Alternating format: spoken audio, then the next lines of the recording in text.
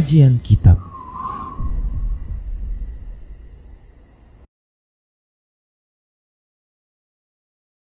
Bismillahirrahmanirrahim. Assalamualaikum warahmatullahi wabarakatuh.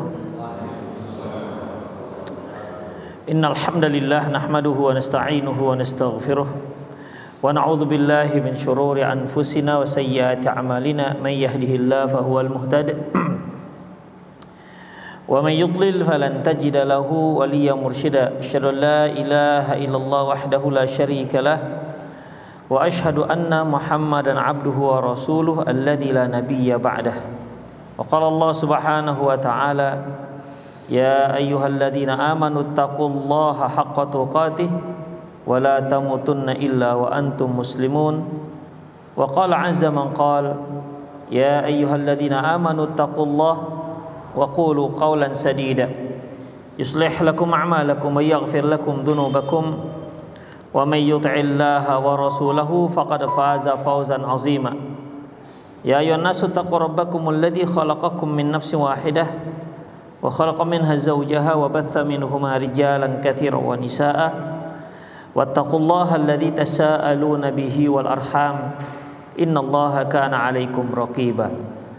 Amma ba'du, inna astaqal hadithi kitabullah wa khairal hadi hadi Muhammad sallallahu alaihi wasallam wa syarrul umur muhdatsatuha wa kullu muhdatsatin bid'ah wa kullu bid'atin dhalalah wa kullu dhalalatin finnar. Kaum muslimin, kaum muslimat, hadirin dan hadirat, para pemirsa Rosyad TV dimanapun anda berada, alhamdulillah kembali kita bertemu dalam kajian kitab Al-Mawsu'ah Al-Manahi Syar'iyyah. Sebagaimana yang sudah kita maklumi bersama, kita sudah masuk pada kitabus shaum. Bab pada malam hari ini yaitu babu taghlidhi tahrim qauliz zur wa masawil akhlaqi fis shaum. Bab sangat diharamkannya ucapan palsu, perbuatan buruk, akhlak buruk di saat seorang sedang berpuasa. An Abi Hurairah radhiyallahu anhu, dari Abi Hurairah radhiyallahu anhu qala, dia berkata, qala Rasulullah sallallahu alaihi wasallam, Rasulullah sallallahu alaihi wasallam bersabda, man lam yada' qaula zur wal 'amila bihi wal 'amalu bihi falaysa lillahi hajatan ay yada'a ta'amahu wa syarabah. Barang siapa yang tidak meninggalkan ucapan palsu ataupun saksian palsu, wal 'amalu bihi wal 'amala bihi, masih dia melakukannya, falaisa lillahi hajatan, Allah tidak membutuhkan, ayyada ta'amahu wala syarabah, Allah tak butuh, dia tak makan dan tak minum. Allah tidak butuh, dia makan, dia tak makan dan tidak minum. Artinya Allah tidak butuh dengan puasanya. Apabila Allah tidak butuh dengan puasanya, Allah tidak memerlukan puasanya, berarti puasanya tertolak. Berarti puasanya tertolak walaupun puasanya itu sah. Walaupun ibadah puasanya itu sah. Kalau kita lihat seorang yang berbohong, tidak ada satupun para ulama yang mengatakan berbohong itu membatalkan puasa. Atau perjanjian palsu, persaksian palsu. Tidak ada seorang pun ulama yang mengatakan memberikan persaksian palsu itu membatalkan puasa. Namun ini merupakan sebuah perbuatan dosa. Berkata palsu ataupun bersaksi palsu di saat seorang sedang tidak berpuasa saja itu dilarang. Konon lagi kalau dia sedang berpuasa. Ya, konon lagi kalau dia sedang berpuasa. Karena memang seorang yang berpuasa itu bukan hanya sekedar tak makan dan tak minum, tapi dia juga harus meninggalkan segala perkara yang dapat merusak pahala puasanya. Bukan hanya tidak membatalkan puasanya, tapi perkara yang dapat membatalkan ibadah puasanya. Bedanya ikhwah, perkara yang dapat membatalkan ibadah puasanya, puasanya harus diulang. Otomatis puasanya itu ditolak. Namun perkara yang dapat merusak pahala puasa, merusak puasanya, dia tidak harus membatalkan dan dia tidak harus mengulangi, tidak harus mengqada puasanya, tapi puasanya ditolak oleh Allah Subhanahu wa taala, tak diterima oleh Allah Subhanahu wa taala. Demikian ikhwah, makanya di sini Allah katakan falaisa lillahi hajatan ayyada ta'amahu wala syarabah. Allah tak butuh dia tidak makan dan tidak minum. Artinya Allah tak memerlukan ibadah puasanya. Kalau Allah tak memerlukan ibadah puasanya, sama artinya Allah tak menerima ibadah puasanya. Demikian ikhwah, sebagaimana yang sama-sama sudah kita ketahui, bukankah Allah pernah mengatakan dalam sebuah hadis qudsi, kullu amal ibni Adam lahu illa siyam, setiap amalan anak Adam itu untuknya illa siyam, kecuali puasa. Fa innahu li, sungguhnya ibadah puasa itu untukku, sebagaimana hadis yang berikutnya. Wa anhu, maksudnya masih dari Abi Hurairah radhiyallahu anhu, qala, dia berkata, qala Rasulullah sallallahu alaihi wasallam, Rasulullah sallallahu alaihi wasallam bersabda, qala Allah berfirman. Artinya diskusi. Ini berarti hadis qudsi. Biasanya kan hadis qala Rasulullah sallallahu alaihi wasallam, ya. Tapi ini hadisnya qala Rasulullah sallallahu alaihi wasallam wa qala Allah azza wa jalla. Ini hadis qudsi. Jadi hadis tapi isinya adalah ucapan Allah Subhanahu wa taala. Juga terkadang bentuknya fima yarwi an rabbih, dari Rasulullah SAW an Rasulillah sallallahu alaihi wasallam fima yarwi an rabbih, sebagaimana yang dia riwayatkan dari Allah Subhanahu wa taala. Wa qala, Allah berfirman, kemudian matannya. Jadi di sini firman Allah ada dua. Firman Allah yaitu Al-Qur'an. Firman Allah Al-Qur'an ini ikhwah, makna dan lafaznya dari Allah Subhanahu wa taala. Makna dan lafaznya dari Allah Subhanahu wa taala, dan semuanya yufidul yakin atau yufidul ilm, artinya yakin tidak ada satupun yang salah. Bahkan barang siapa meyakini ada satu hal yang keliru, ada penambahan atau pengurangan dalam Al-Quran, maka dia kafir. Itu terkait dengan Al-Quran. Adapun firman Allah yang ada dalam hadis, ini yang kita sebut dengan hadis qudsi. Hadis qudsi ini ikhwah, maknanya di antara para ulama menyebutkan maknanya dari Allah, lafaznya dari Rasulullah sallallahu alaihi wasallam. Hanya memang hadis qudsi ini ada yang sahih dan ada yang dhaif sesuai dengan nilai daripada para perawi hadis tersebut. Demikian ikhwah rahimanallahu wa iyyakum. Yang kedua, kalau Al-Qur'an ya ta'abbadu bi tilawatih. Quran itu kalau dibaca berpahala. Ya. Yang Rasulullah sallallahu alaihi wasallam mengatakan, la aqulu alif lam min harf, aku tidak katakan alif lam mim itu satu huruf, walakin lamul harf wal lamul harf wa mimul harf. Lam satu huruf dan mim satu huruf. Dan satu huruf itu akan diganjar dengan 10 kebaikan. Itu kalau kita membaca Al-Quran, walaupun kita tidak mengetahui maknanya, ya, walaupun kita tidak mengetahui maknanya, dengan artian, ya, ketika kita baca Quran kita nggak mengerti maknanya, maka tetap ada pahalanya. Namun akan lebih besar lagi pahalanya kalau kita baca Quran dan kita mengetahui maknanya. Akan lebih besar lagi pahalanya kita baca Quran, kita mengetahui maknanya dan kita mengamalkannya.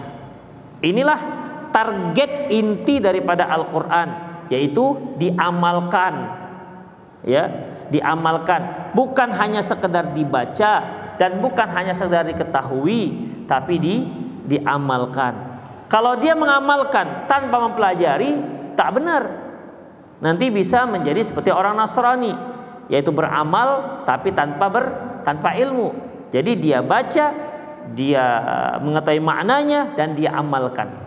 Demikian ikhwah, karena memang Al-Quran itu turunnya syahrul Ramadan alladzi unzila fil Quran, bulan Ramadan adalah bulan turunnya Al-Qur'an, hudal linnas, sebagai hidayah, sebagai petunjuk, ya, sebagai petunjuk, sebagai rambu-rambu dalam perjalanan kehidupan kita. Ya, kalau sebagaimana rambu-rambu lalu lintas, dia katakan ada panah ke kiri, berarti belok kiri. Jangan kita belok kanan, masuk jurang, pasti mati dia. Kalau ada di sana hati-hati, tanda seru, berarti hati-hati. Kita tahu misalnya jalan bergelombang, tahu kita maknanya, tapi kita tancap saja, ya risiko tanggung sendiri. Kita tahu bahwasanya panah ke kanan itu artinya belok kanan, tapi kita nggak peduli, lanjut aja kita lurus, ya nabrak rumah orang. Jadi ikhwah, bukan sekedar tahu, tapi harus diamalkan. Demikian. Kalau nggak kita amalkan, ada rambu-rambu lalu lintas, kita nggak amalkan, kita nggak patuhi rambu itu, siapa yang nanti yang rugi? Yang punya rambu-rambu? Pemerintah yang rugi? Enggak. Siapa yang rugi?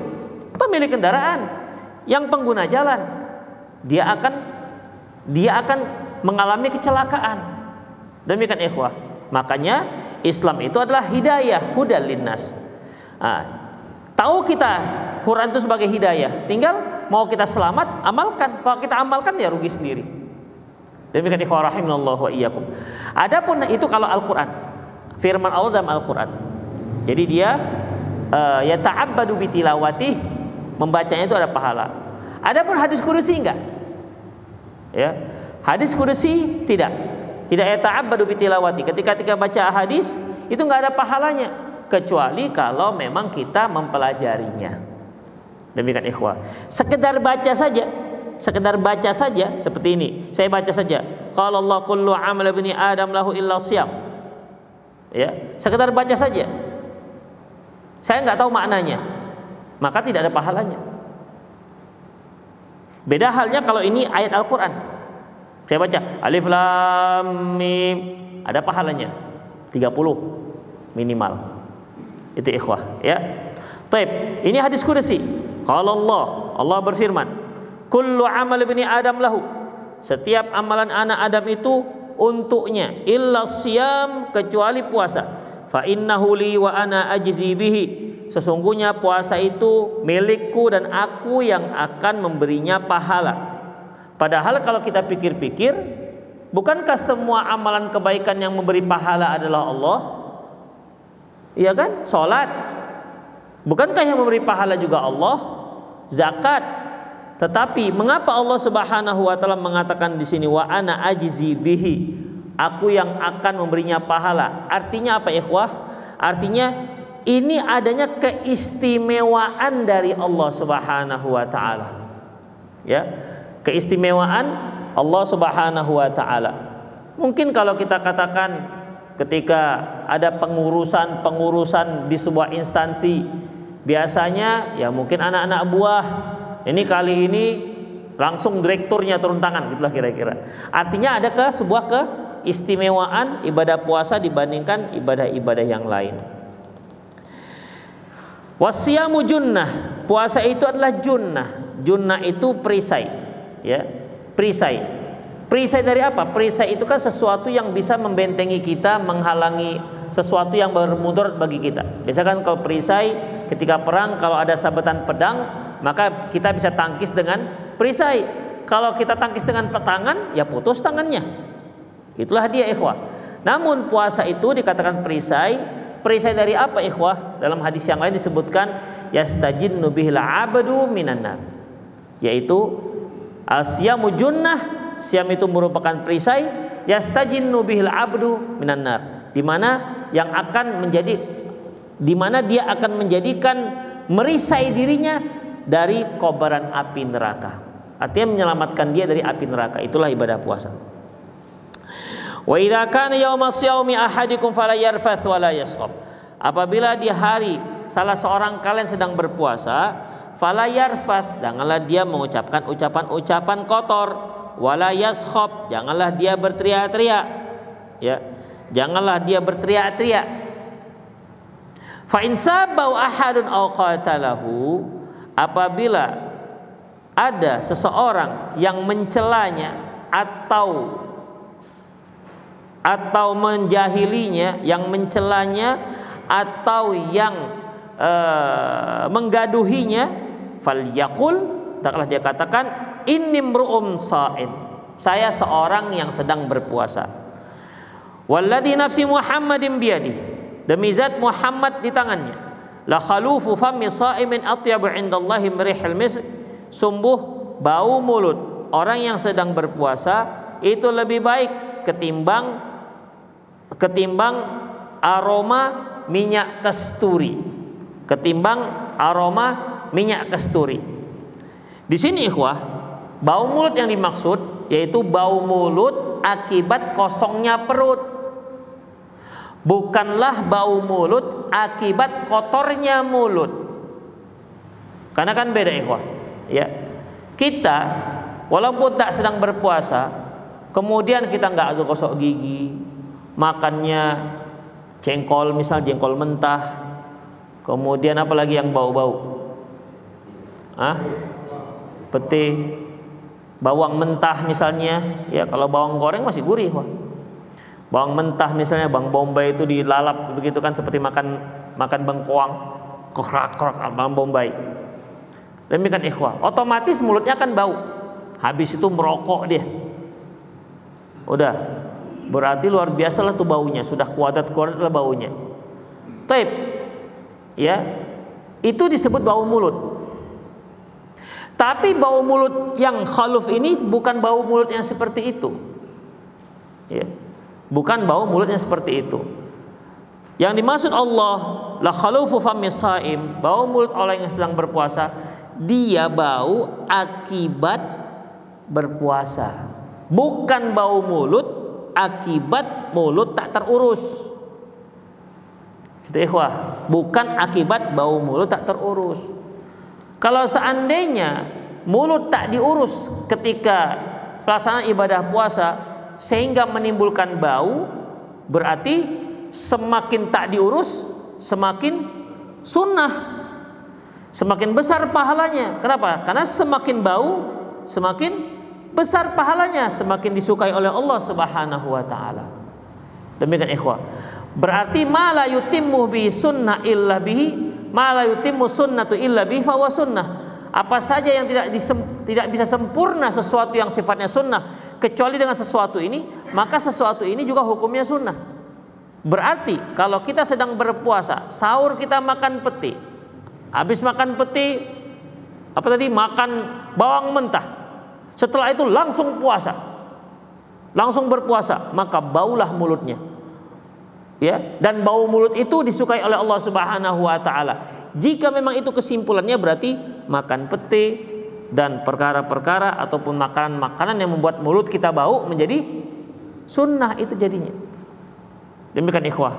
Dan ini kesimpulan yang keliru, ya.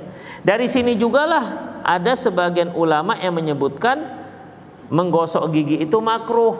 Kenapa? Alasannya karena kalau menggosok gigi itu bisa menghilangkan bau mulut. Itu dia. Sementara bau mulut itu disukai oleh Allah Subhanahu wa taala daripada aroma kasturi. Nah, ini bagaimana ikhwah?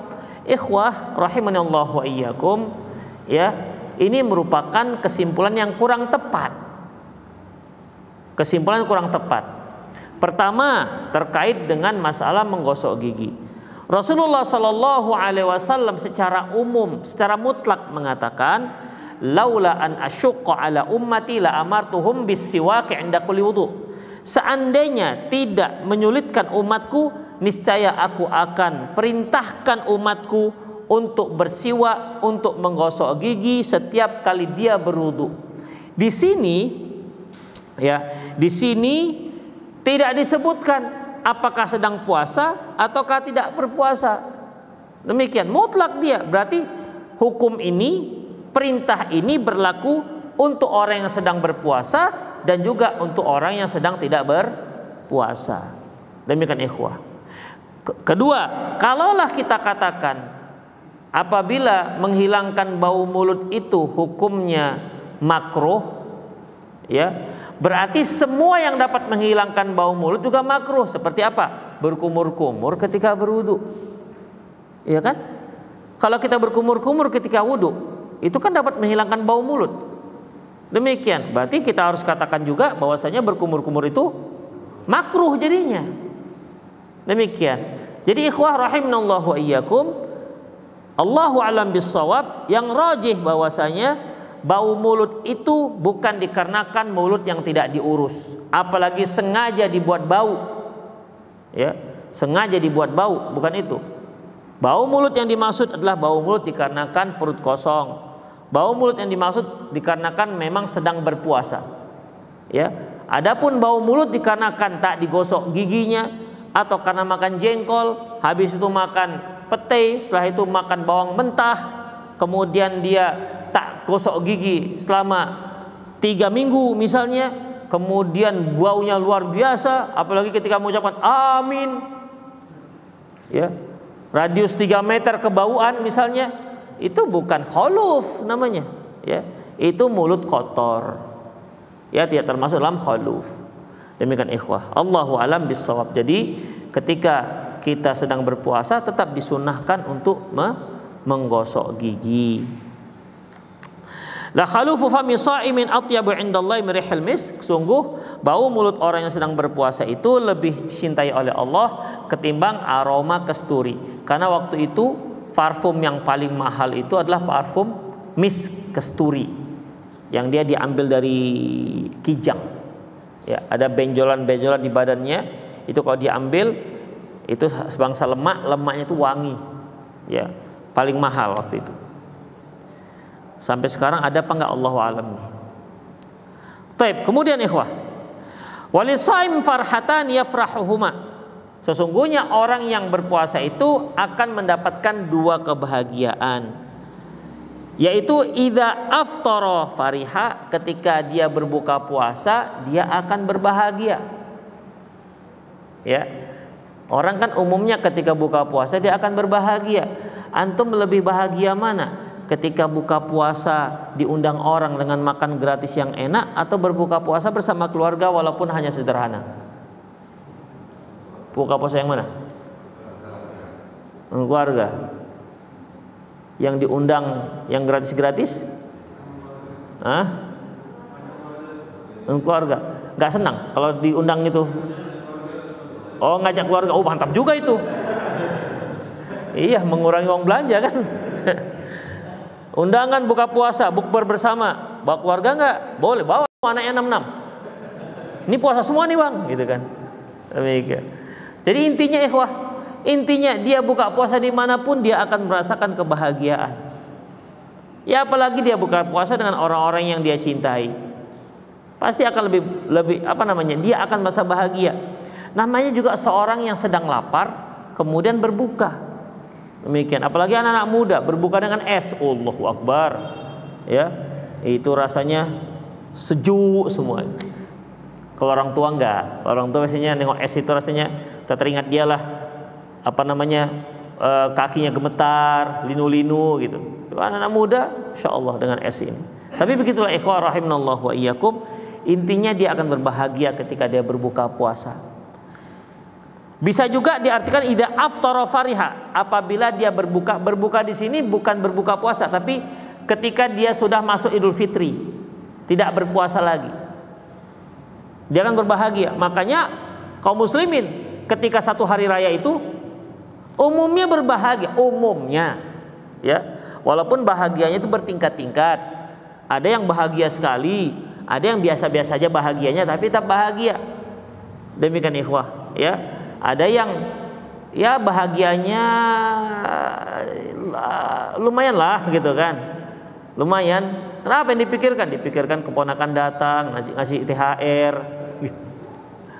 Tapi hampir semua bahagia, sehingga Allah Subhanahu wa taala mewajibkan kita untuk memberi zakat fitr. Agar apa ikhwah? Agar tidak ada seorang pun orang muslim yang di hari raya situ, satu hari raya itu, jangan ada seorang pun yang lapar, nggak boleh ada. Demikian. Jangan sampai ada satu Syawal itu yang kelaparan. Wah, ini mencari orang lapar sih sekarang susah ya. yang kelaparan karena nggak punya nasi, nggak punya beras, itu susah sekarang. Demikian ikhwah. Ya, rata-rata kalau kepinginnya dikasihnya jangan beras lah, pinginnya uang gitu kan. Beras sudah banyak kan, gitu biasa alasan. Untuk lauk-lauknya lagi. Jadi mikirnya bukan beras lagi sekarang, lauknya. Demikian. Lauk sudah ada. Jadi apa yang kurang? Gorden. Itu bukan fakir lagi namanya. Demikian ikhwah. Jadi di sini dia memiliki dua kebahagiaan. Pertama, ketika berbuka puasa. Yang kedua, wa idza laqiya rabbahu fariha bisaumi. Ketika dia bertemu dengan Allah, dia akan berbahagia karena dia membawa pahala puasa. Namanya Allah katakan fa innahu li wa ana ajzi bihi. Puasa itu untukku dan aku yang akan memberinya pahala. Tapi kita yang bawa, ya Allah, ini punyamu ya Allah yang aku bawa, gitu kira-kira. Ini milikmu ya Allah yang aku bawa. Ya bangga, kenapa? Ya seperti kalau kita menghadap seorang raja, ya, yang satu datang menghadap begitu saja tanpa bawa apa-apa, sementara yang satu datang membawa banyak yang diperlukan si raja. Demikian, yang disukai si raja. Nah, ini orang bertemu dengan Allah, dia membawa apa yang dimiliki oleh Allah Subhanahu wa taala. Yang kata Allah itu milikku, dia, ya Allah ini milikmu, saya bawa milikmu. Makanya dia akan berbahagia berhadapan dengan Allah Subhanahu wa taala. Wa anhu ayyadha, masih dari Abu Hurairah. Kemudian ikhwah, yang terkait dengan bab kita hadis ini yaitu fa idza kana yauma shaumi ahadukum fala yarfath wala yaskhab. Yarfath wala yaskhab. Yarfath ini ucapan-ucapan kotor atau ucapan-ucapan porno juga termasuk yarfath. Wala yaskhab, jangan teriak-teriak. Artinya orang yang suka teriak-teriak ini kan salah satu akhlak yang buruk. Ya, akhlak yang buruk. Apakah kalau orang teriak-teriak itu membatalkan puasa? Enggak membatalkan puasa. Tapi akan mengurangi. Apalagi teriak-teriaknya karena tengkar. Karena kalimat berikutnya fa in sabba wahadun. Apabila salah seorang kali dicela oleh orang atau digaduhinya. Umumnya orang kalau mencela itu, menggaduhi itu umumnya teriak. Enggak ada yang pukul koya. Enggak ada. Umumnya kamu begitu kan. Walaupun orangnya dekat mungkin hanya 2 meter, tapi teriak-teriak wah begitu. Ya. Demikian ikhwah. Makanya ini merupakan salah satu akhlak yang buruk. Walaupun tidak membatalkan puasa. Demikian ikhwah. Makanya kita lihat judulnya adalah Taghdhir Tahrim Qaul Zur, yaitu sangat diharamkannya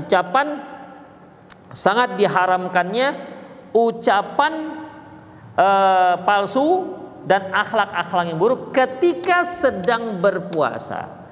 Ketika sedang tidak berpuasa hukumnya haram, ketika sedang berpuasa lebih diharamkan lagi. Wa anhu ayyadha, masih dari Aisyah radhiyallahu anha, qala Rasulullah bersabda, laisa siyami 'anil akli wasyarab. Tidaklah puasa itu hanya sekedar menahan lapar dan dahaga saja. Innama siyam minal lagwi warafath. Sesungguhnya puasa itu menahan diri dari perbuatan lagwi warafas, perbuatan sia-sia, warafat dan perbuatan tercela. Fa in sabbaka ahadun au jahila alaik, apabila ada yang mencelamu atau menjahilimu, faltaqul, kamu katakan, inni shaimun, saya sedang puasa. Hadis diriwayatkan oleh Ibnu Khuzaimah. Wa anhu ayyadha, masih dari Abu Hurairah. Qala Rasulullah sallallahu sabda, rubba shaimin hadduhu min siyamihi al-ju' wal 'atas. Terkadang orang yang sedang berpuasa yang dia dapati itu hanya sekedar lapar dan dahaga saja. Artinya pahala enggak dapat. Ya, pahala enggak dapat, apalagi sampai mengampunkan dosa. Kan Rasulullah mengatakan, man shoma ramadanan iman wahtisaban ghufira lahu ma taqaddama min dzambih.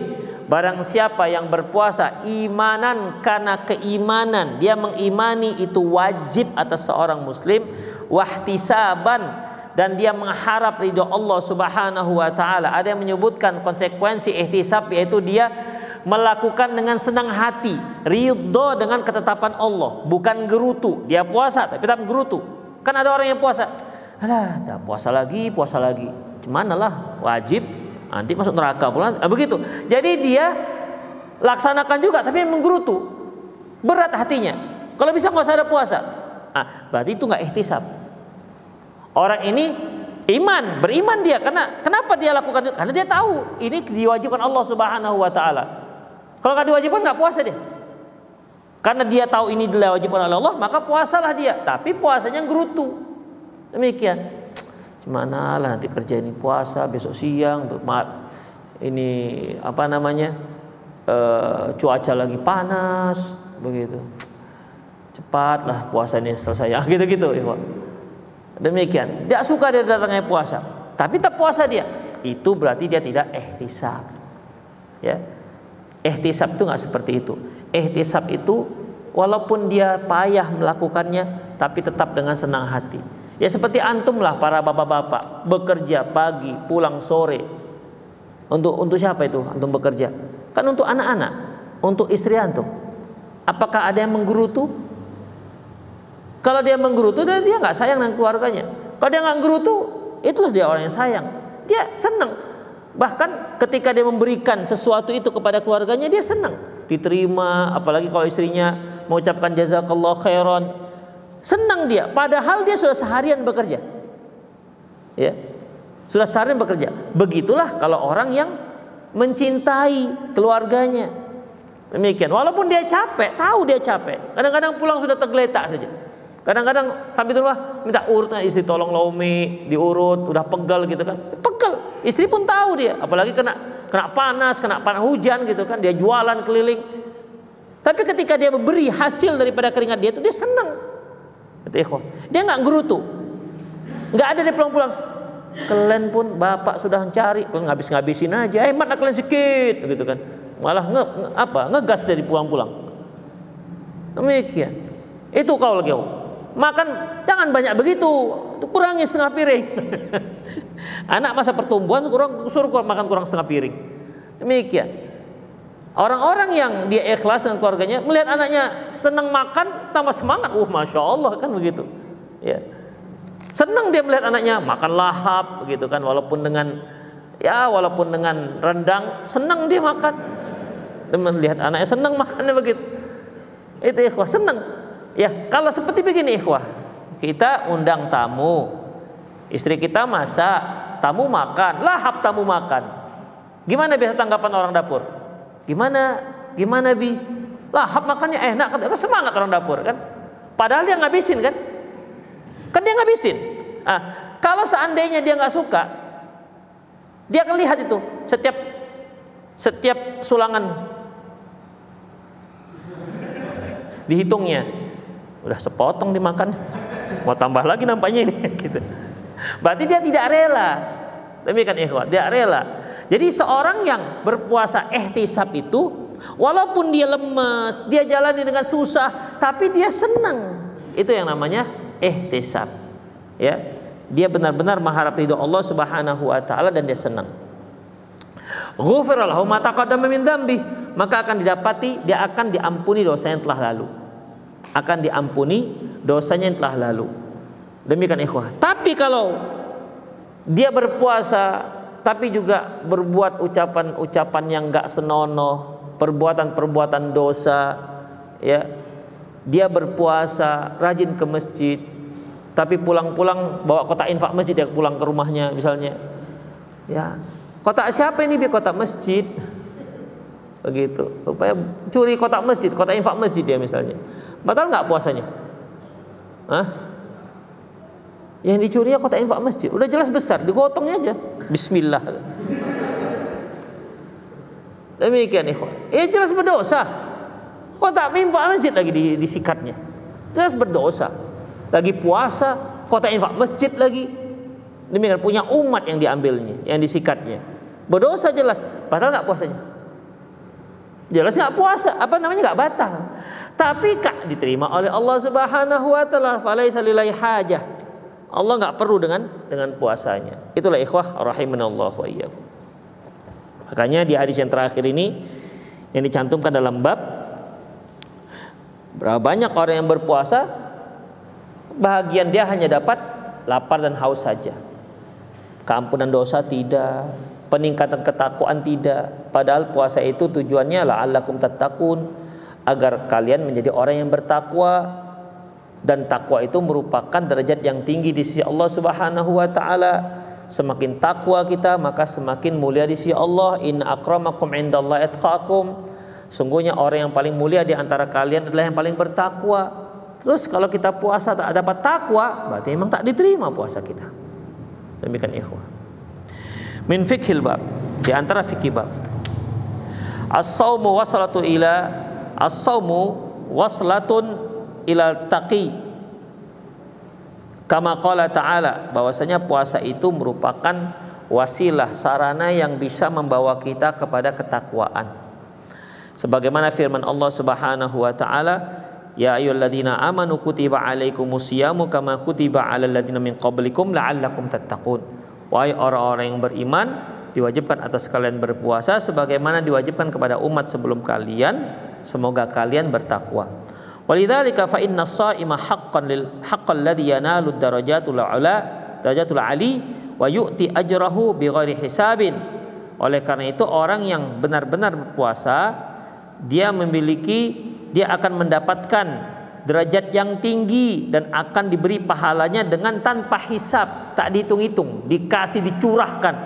Jadi kalau pahala-pahala yang lain itu 10 kali lipat sampai 700 kali lipat. Kalau pahala puasa curahkan habis gitu. Tidak dihitung-hitung lagi. Wa huwa man shamat jawarihuhu anil atham. Yang mana ini yang akan mendapatkan pahala yang dicurahkan tidak ada hitung-hitung lagi? Yaitu mereka yang berpuasa anggota tubuhnya dari dosa. Berarti lisannya tidak apa? Tidak bohong, tidak mengupat, tidak ghibah, tidak nyanyi, ya, tidak apa lagi, dan lain-lain lah, ya.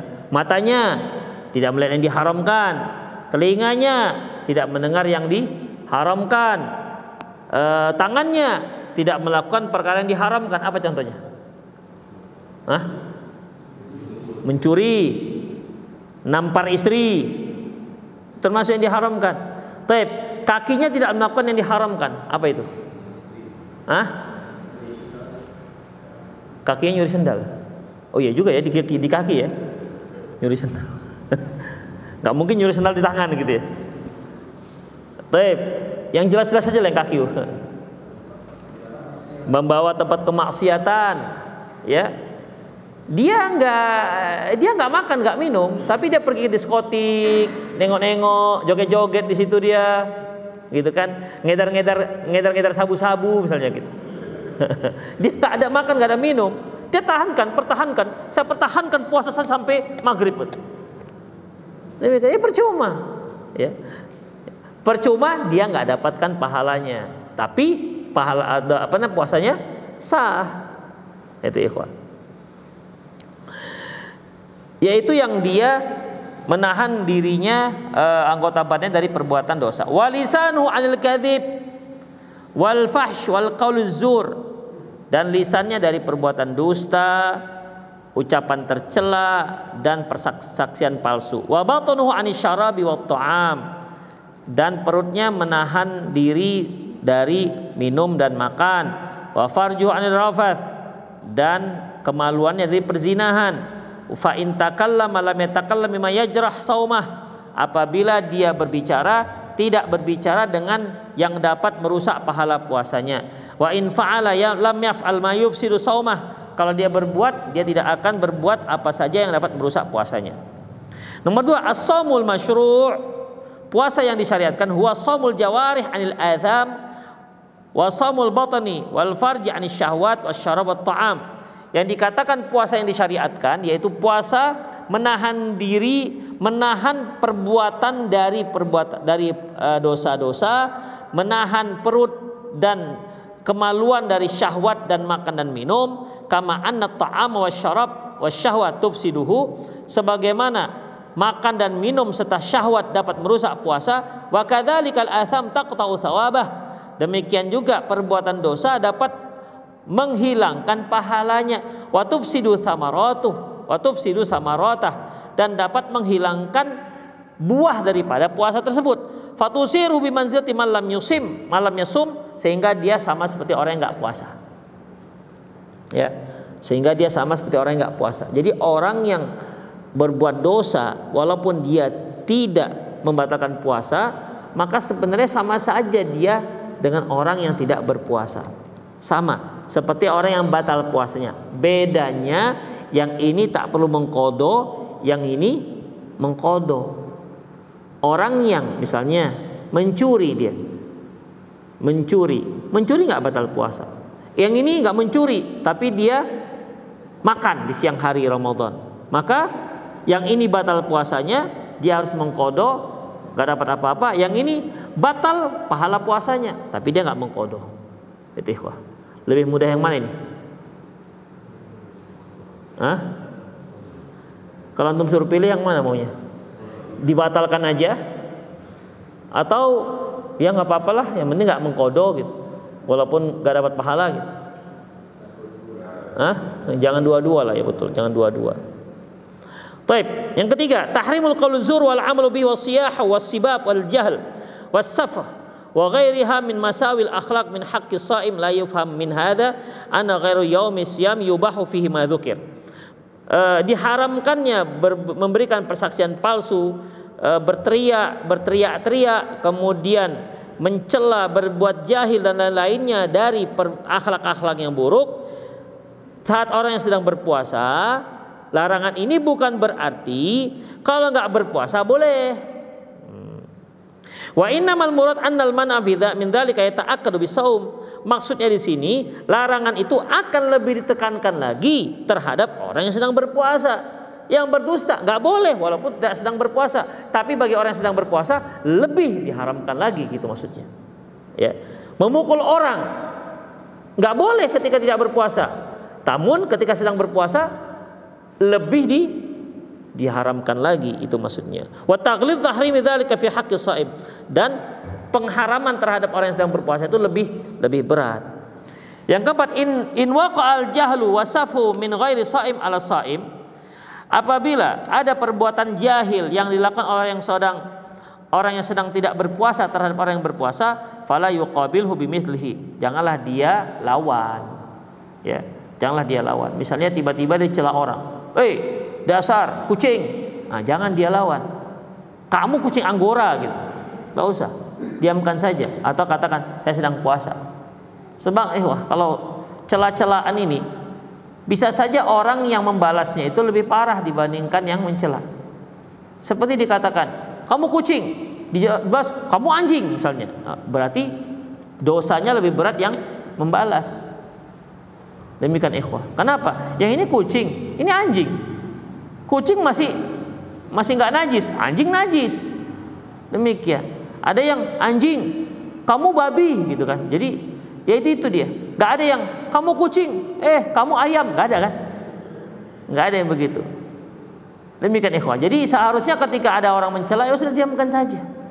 Diamkan saja, bilang saya sedang puasa kalau sedang memang. Tapi kalau nggak sedang puasa, jangan bilang saya sedang puasa. Dia nggak puasa, dicela orang, dasar kamu kucing, ya, dasar kamu otak udang, saya begitu kan. Dia sedang puasa, dia nggak sedang puasa, maaf pak, saya sedang puasa, bohong dia, berdosa. Ya, bilang saya, pak, saya sedang tidak puasa ini, gitu. Perlu dibilang saya sedang tidak puasa? Nggak perlu. Artinya apa? Maksudnya nggak usah dibalas, ya, dibalas. Kamu kucing ya? Kamu kucing? Oh, enggak pak, saya manusia. Gitu aja udah. Apa nggak tengok saya manusia? Itu bisa lebih semakin marah tuh biasanya kalau gitu kan, ya kan? Kamu kucing ya? Enggak, manusia. Apa nggak lihat saya manusia? Tambah marah itu biasanya. Bal alaihi ayatahalla bimakarimil akhlak, hendaklah dia menghiasi dirinya dengan akhlak yang mulia. Wa yatadzakkar annahu sha'im liqauli inni mru'um sha'im. Hendaklah dia ingat, dia mengatakan saya adalah seorang yang sedang berpuasa. Demikian ikhwah. Panjang lagi nih ceritanya. Oke lah, kita lanjutkan di kajian yang akan datang. Qulu qouli hadza wa astaghfirullah li wa lakum wa lisal muslimin innahu wal ghafurur rahim. Silakan antum yang ingin bertanya, baik masalah kita sekarang atau masalah yang lain. Fadhal. Demikian juga para pemirsa di rumah yang ingin memberikan pertanyaan, silakan Anda kirimkan pertanyaan Anda di nomor yang sudah tertera di layar kaca Anda, atau Anda juga boleh kirimkan ke nomor 0813 600 661. Sekali lagi 0813 600 661. Silakan akhi, ada yang tuh mau tanya? Ya.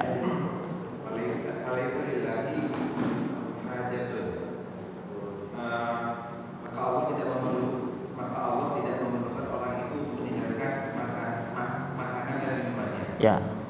Maksudnya sifat Allah, apakah ini pengertiannya secara bahwa puasa itu bertolak? Apakah ada ibadah yang Allah memerlukan kita melakukannya? Oh, maksud falaisa lillahi hajatan ayyada at'amahu wala syarabah. Allah tak butuh dia untuk tidak makan dan tidak minum. Maksudnya di sini ikhwah, setiap syariat itu merupakan perintah Allah Subhanahu wa taala. Ya.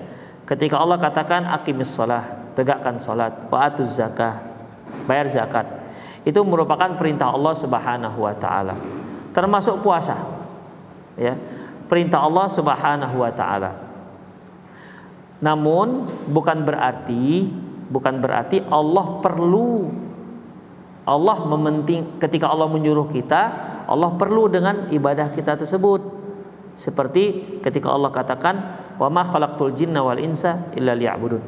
Tidak aku ciptakan jin dan manusia kecuali hanya untuk beribadah kepadaku. Bukan berarti Allah itu butuh untuk diibadahi.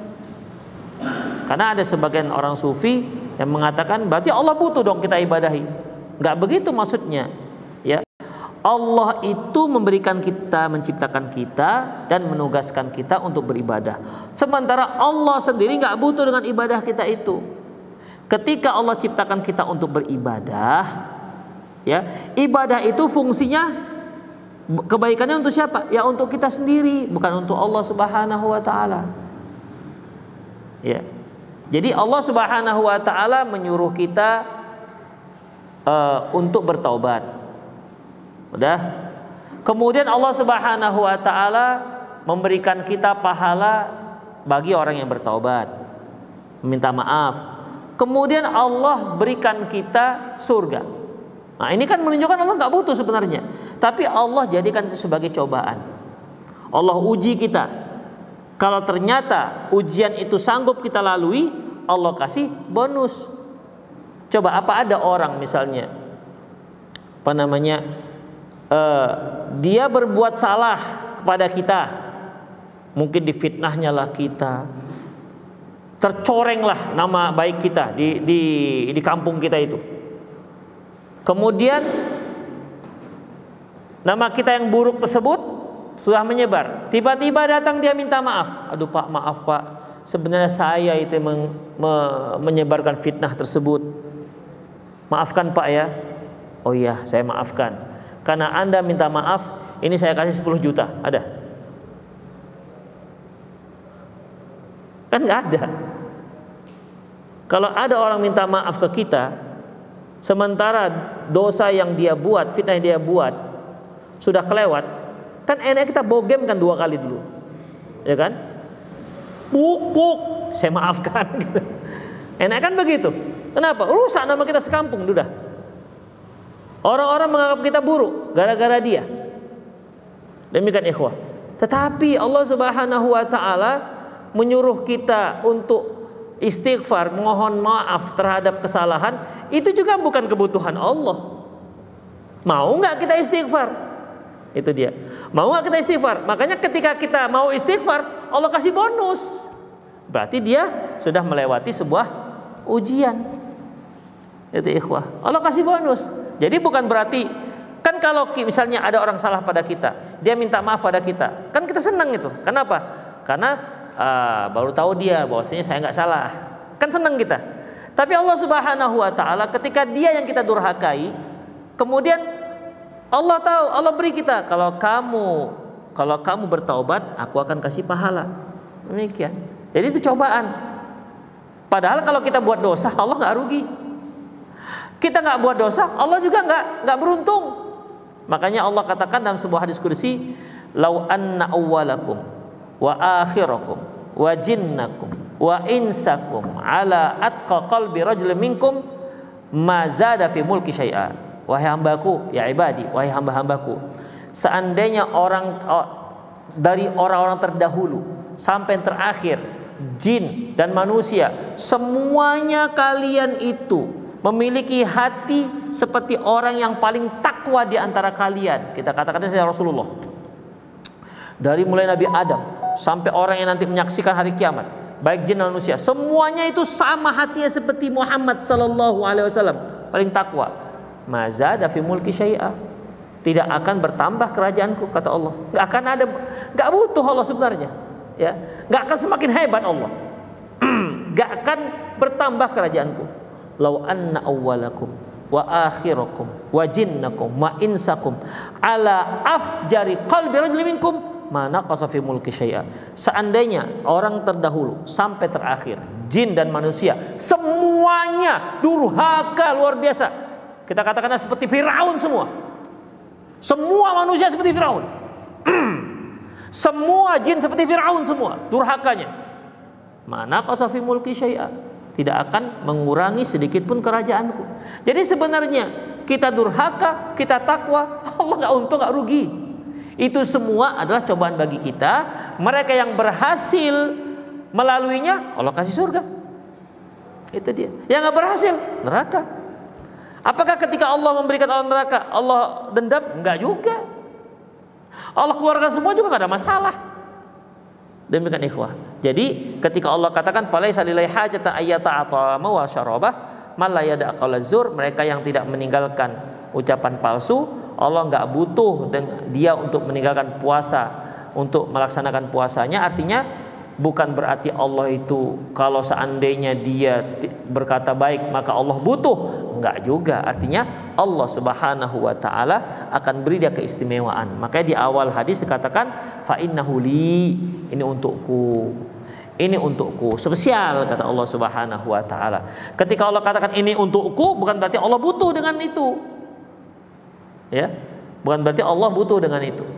Kalau Allah katakan ini adalah hambaku, bukan berarti Allah butuhkan hamba. Kalau kita kan beda. Ini rumahku, butuh gak kita kan rumah? Hah? Butuh. Apa lagi? Ini kendaraanku, butuh gak kendaraan? Butuh. Ini istriku, butuh gak istri? Hah? Kok gak ada yang nganggu? Ya butuh dengan istri. Ini anakku, kita butuh dengan anak.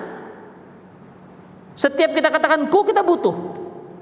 Setiap kita katakan ini milikku, itu butuh. Apapun dia, coba antum pikirkan. Ada nggak kalau antum katakan ini punyaku, dinisbatkan kepada aku, kepada diriku, tapi kita nggak butuh? Ada? Musuhku. Wah itu juga ya. Ini musuhku, butuh nggak kita musuh? Hah? Butuh kan musuh? Gak butuh lah, tapi kita wanti-wanti kan gitu. Kita merasa tersakiti dengan musuh. Tapi kita Allah enggak. Ya. Mau bagus mau enggak bagus, semuanya tidak akan mengurangi dan tidak akan melebihi apa yang Allah Subhanahu wa taala miliki. Allahu a'lam bissawab. Ada lagi? Ya.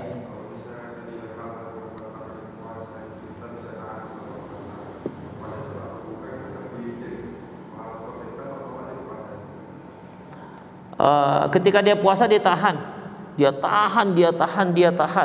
puasa. Begitu buka puasa pada maghrib buka video porno dia, gitu ya kira-kira ya. Buka video porno dia. Itu gimana ikhwah? Ya. Ikhwah, Kan dikatakan la'allakum tattaqun, agar kalian bertakwa. Orang yang bertakwa, yang dia itu terimbas puasanya menjadi seorang yang bertakwa, dia bertakwanya bukan ketika puasa saja, bertakwa selanjutnya. Seperti hadis ini ketika Rasulullah katakan fa in sabba wa hadu qatalahu falyaqul inni shaim. Apabila ada orang yang mencelanya atau menjahilinya, menggaduhinya, mengajaknya gaduh, maka katakan saya sedang puasa. Itu bukan berarti ketika dia nggak puasa dia lawan. Ketika puasa kita dicela orang, maaf bang, saya sedang puasa. Maaf saya sedang puasa. Nanti Syawal jangan coba-coba. Itu kan sekedar menahan diri tapi hawas nanti ya gitu. Kalau puasa nanti pas Syawal abang gini, kupijak-pijak abang. Nggak begitu juga ceritanya.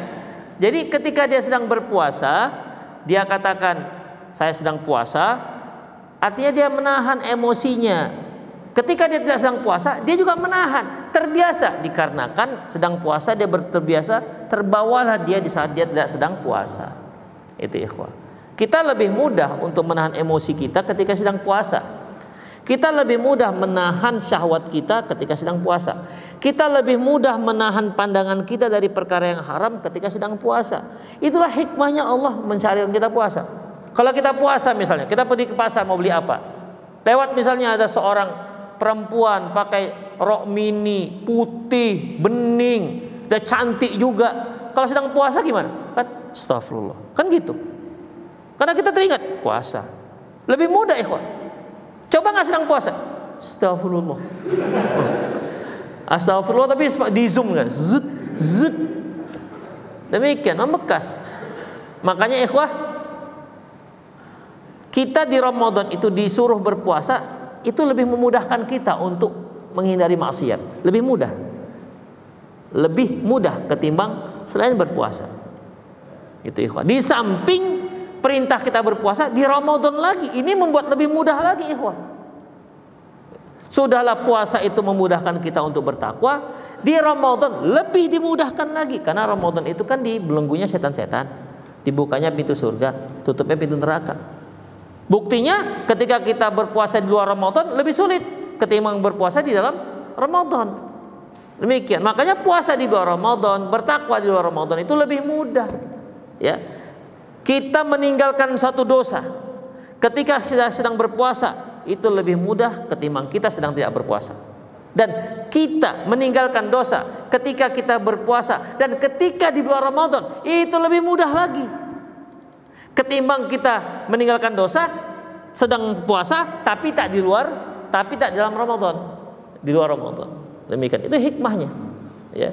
Itulah hikmahnya. Makanya kalau ada orang yang di dalam Ramadan dia tidak bisa menjadi baik, faman haruma khairu faqad hurib, yang tidak mendapatkan kebaikan maka dia telah terhalang mendapatkan banyak kebaikan. Artinya kalau di dalam Ramadan saja dia tidak bisa menjadi baik, yang seharusnya umumnya kan orang jadi baik. Umumnya, secara umumnya kaum muslimin ketika Ramadan berubah menjadi baik. Itu nggak bisa dipungkiri. Sedikit banyak pasti lebih baik. Demikian, yang tadinya nggak pernah menginjakkan kaki di masjid, mulai menginjakkan kaki di masjid. Ya walaupun hanya seminggu 2 minggu, tapi lumayan lah. Ya kan? Yang tadinya tak pernah baca Quran dia. Yang tadinya nggak pernah berinfak dia. Yang tadinya nggak pernah sholat malam dia. Demikian, walaupun hanya seminggu 2 minggu, tapi berubah ikhwah, berubah. Itu hikmahnya Ramadan. Ya, berubah dia. Nah, ketika dalam kondisi seperti ini orang menjadi baik, dia tak juga. Nggak puasa, masih mabuk. Ramadan nih masih mabuk, siang hari ngelacur. Terus dalam kondisi Ramadan dia nggak bisa menjadi baik. Kapan lagi dia bisa menjadi baik? Sedangkan setan diikat saja dia nggak bisa jadi baik. Di saat setan sedang diikat, dia nggak jadi baik. Konon lagi setannya sudah dilepas. Demikian ikhwah. Jadi barometernya itu. Jadi umumnya orang menjadi baik ketika Ramadan. Luar Ramadan balik lagi, itu dia. Itu umumnya begitu kan, umumnya. Tapi kalau di dalam Ramadan nggak baik, jangan harap jadi baik lagi di luar. Jadi Fir'aun dia nanti. Demikian. Allahu a'lam bishawab. Ustadz, apakah yang dimaksud dengan khabar ahad? Khabar ahad itu ikhwah, malam yablugh haddut tawatur, yaitu yang belum sampai batasan mutawatir. Jadi hadis itu dibagi oleh para ulama kita dari sisi banyaknya perawi, kulit tabaqat. Ya, banyak perawi dalam kulit tabaqat setiap level. Kalau dia banyak, maka dia dikatakan hadis mutawatir. Tapi kalau dia sedikit, maka hadisnya hadis khabar ahad. Khabar ahad ini terbagi 3. Ada khabar gharib, ada dikatakan aziz, ada dikatakan masyhur. Demikian ikhwah. Itu dikatakan khabar ahad, malam yablugh haddut tawatur, yang tidak sampai pada derajat mutawatir. Hadis mutawatir ini hadis yang memang yufidul ilm, yufidul yaqin, diyakini, dia diyakini akan kebenarannya. Ataupun ahad, hadis ahad itu ada yang dhaif, ada yang sahih, ada yang tidak. Demikian. Allahu a'lam bishawab. Ikhwah, itu saja kajian kita pada malam hari ini, semoga bermanfaat. Aku qouli hadza wa astaghfirullah li wa lakum wa lisal muslimin innahu wal ghafurur rahim. Subhanakallahumma bihamdik asyhadu an la ilaha illa anta astaghfiruka wa atubu ilaik. Wa sallallahu ala nabiyyina Muhammad wa ala alihi wa ashabihi ajma'in. Wa akhir da'wana alhamdulillahirabbil alamin. Assalamualaikum warahmatullahi wabarakatuh.